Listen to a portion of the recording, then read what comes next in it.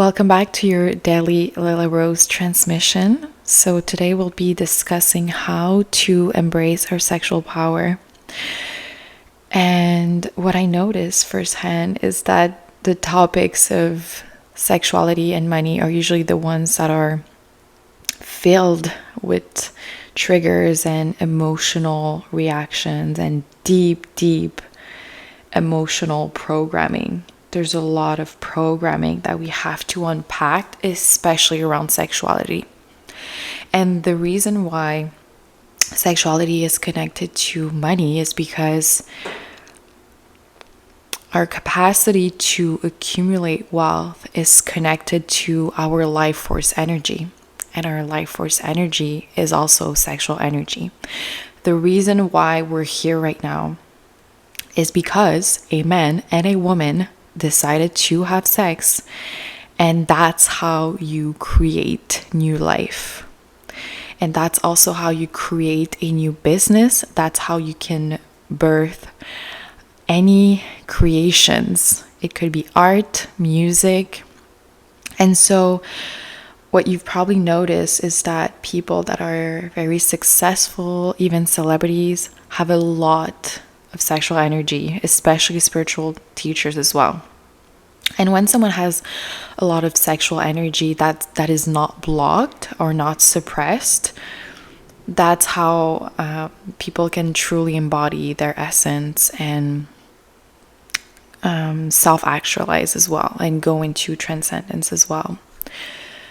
What we've noticed in the past centuries is that the people in power have been using sexual energy or sexuality to control the masses, because when you control people's sexuality, you control them.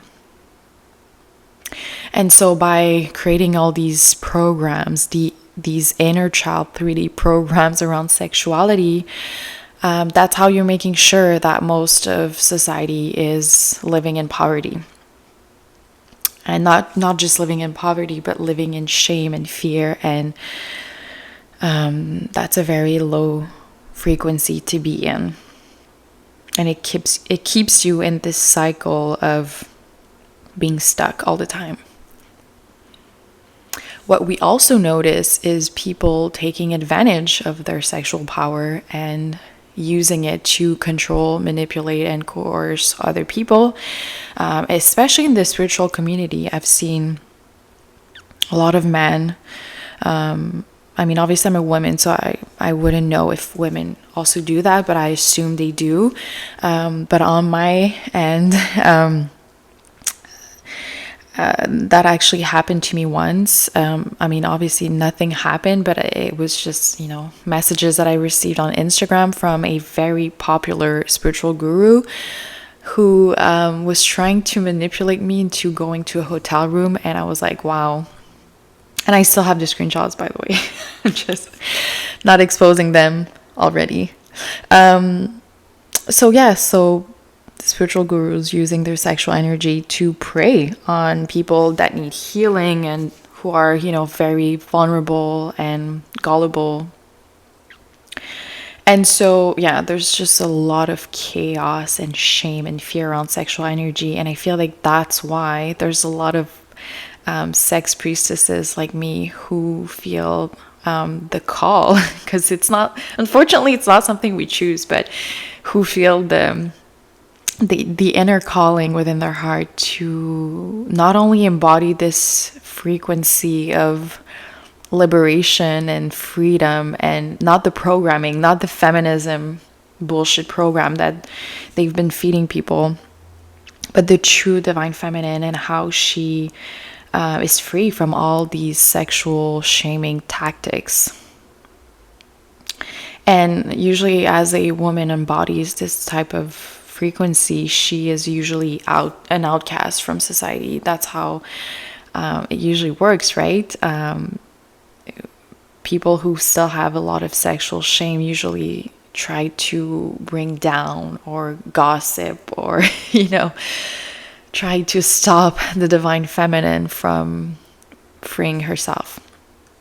And unfortunately, sometimes it's our family members as well who are part of the the matrix programming agents who are trying to stop this awakening and ascension. And obviously the ascension is not going to stop for sure. So how do we embrace the sexual power now? But obviously the first step is to remove and heal and let go of the sexual programming and shame. And just like any healing modality that was a hard one for me.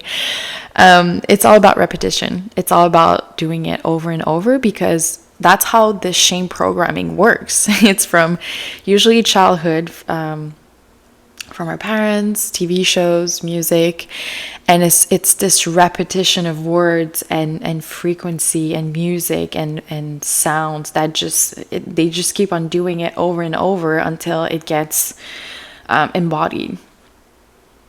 And so as we remove this, shadow work is very powerful to remove sexual shame.